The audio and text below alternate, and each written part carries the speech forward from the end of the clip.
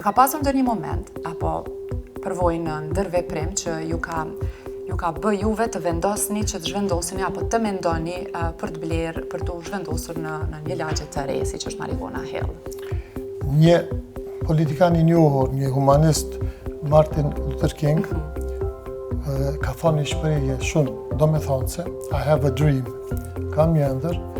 dhe unë besoj që një ëndër e disa djemve tri, siç kanë qenë pronar të Marigona Residence, e që aktualisht janë duke ndërtuar Marigona Hillin, pra Rasimi, Valtoni dhe më herët edhe Erolli, e kanë bërë që ëndra tyre të shndrohet në ëndrën e shumicës qytetarëve të Prishtinës, të edhe të shallet Kosovës, për të jetuar një jetë sikur në ëndër. Pra, e përdora shumë shpesh këtë fjalë ëndër, po njeriu gjatë jetës duhet të udhhiqet nga një ëndër, anglisht thojnë daydreamer, me pa ka njerë